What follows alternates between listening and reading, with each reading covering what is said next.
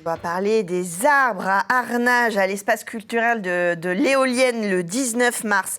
Et avant, le dimanche 13 mars, à l'avant-scène à Laval, pour un spectacle musical, danse, décor. Solène Ménard, vous êtes à la fois professeure de piano au Conservatoire de Laval, un peu coordinatrice de ce grand projet. Racontez-nous un peu ce qu'on va découvrir. Alors, on va découvrir des élèves des classes de piano du Conservatoire de Laval qui vont vous présenter un spectacle avec les musiques de Dmitri Negrimovski, tiré de son recueil Histoire d'arbres, d'où le nom du spectacle. Et puis avec un texte de Jean Giono, L'homme qui plantait des arbres. Et avec tout ça, on a fait une mise en scène. Et donc, ils vous présenteront tout ce spectacle où eux-mêmes raconteront l'histoire. Et il y aura les musiques qui viendront ponctuer le texte.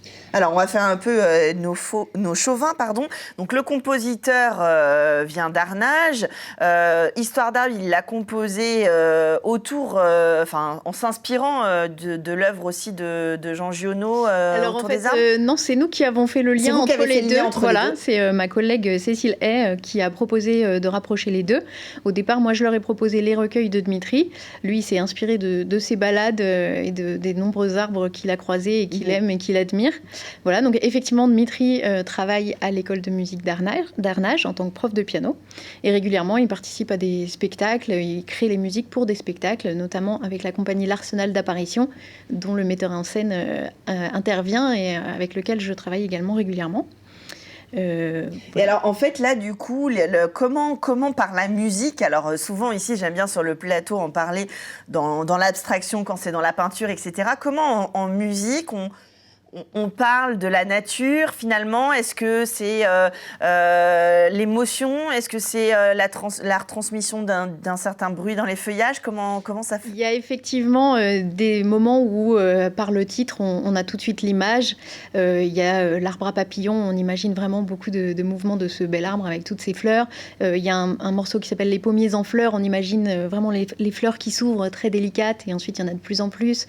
Voilà, il y a plusieurs morceaux. Il y en a un qui s'appelle Le gros arbre et l'arbrisseau. On imagine très bien un dialogue entre, dans les graves du piano, un gros arbre et plus aigu, un arbrisseau. Ils ne sont pas toujours d'accord dans cette musique. Donc voilà, il y a des choses comme ça qui sont transmises par les caractéristiques et puis d'autres choses par les émotions, où d'un seul coup on a envie de marcher avec cette musique comme si on était au milieu d'une allée de tilleuls, ou voilà, d'être emporté par le vent. Il y en a un qui s'appelle Feuille d'automne, où on est transporté, la rythmique est un peu déstabilisante, mais voilà, on imagine très très bien les feuilles qui volent dans tous les sens.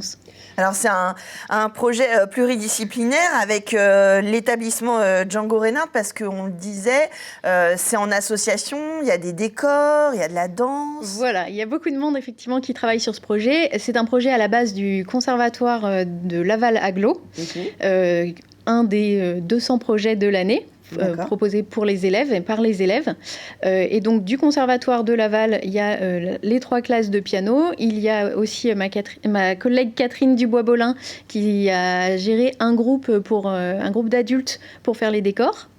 Et il y a également Sylvaine Niobé qui encadre un groupe de petits danseurs. D'accord. Et tout ce monde-là a travaillé avec donc André Roche, metteur en scène de la compagnie L'Arsenal d'Apparition. Et au niveau d'Arnage, on a Dmitri Negrimovski donc pour la composition, qui a également 3 élèves qui participeront au spectacle. Et puis la classe de danse de Pauline Ivard, avec un groupe de 4 plus grands élèves.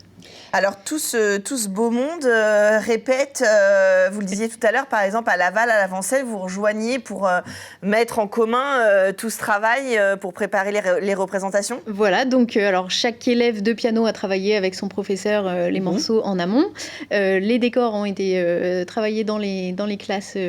Voilà, les danseurs ont travaillé également dans leur coin. On a ensuite fait une première séance de travail pour les pianistes avec le metteur en scène pour découvrir le texte, apprendre à le dire, apprendre à l'apprendre par cœur aussi. Apprendre à se déplacer sur scène, parce que voilà, les pianistes, on est souvent assis derrière notre instrument. Il y a un seul piano sur scène? Il n'y aura qu'un seul piano là, parce que ce ne sont que des pièces pour un seul pianiste. D'accord. Voilà, et ils tournent les uns après les autres, ils seront 15 à jouer, à s'échanger, voilà. Oui, c'est assez exceptionnel quand même, un spectacle avec 15 pianistes, c'est pas tous les jours qu'on en voit. C'est pas tous les jours, voilà. D'où l'intérêt aussi de faire la mise en scène et voilà, d'explorer un petit peu d'autres espaces. Et puis, on a commencé, donc, il y a une séance séance de travail samedi dernier aussi avec Dimitri en tant que compositeur, qui est venu conseiller les pianistes là où ils en étaient dans leur travail. Et on a une dernière répétition samedi 12 mars, une générale. C'est ça. Parce qu'il a fallu aussi rajouter les techniciens qui nous font la lumière. Bien sûr. Ouais. Voilà. Donc on a commencé à explorer tout ça. La mise en scène est faite grâce à André Roche. Et donc dernière répétition le 12 mars. Pour la représentation, donc le dimanche 13 mars à 15h à l'avant-scène à Laval. C'est gratuit. Et puis le 19 mars, donc à l'espace culturel L'Éolienne à Arnage à 18h30 le samedi.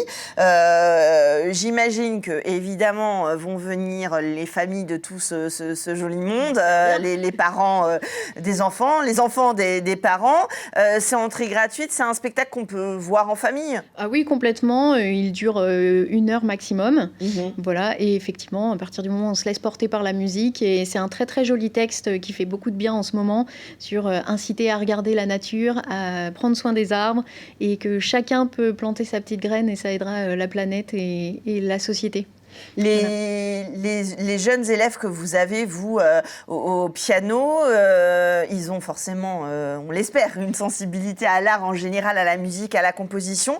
Est-ce que ça va de pair avec une sensibilité à la nature, à ce qu'on peut exprimer à travers l'art Oh oui, il y a des chances. Après, c'est une question que je ne vais pas forcément beaucoup aborder avec eux, mais ils ont très vite été sensibles à la poésie du texte. Beaucoup m'en ont parlé quand ils ont découvert le texte, je leur ai donné à lire.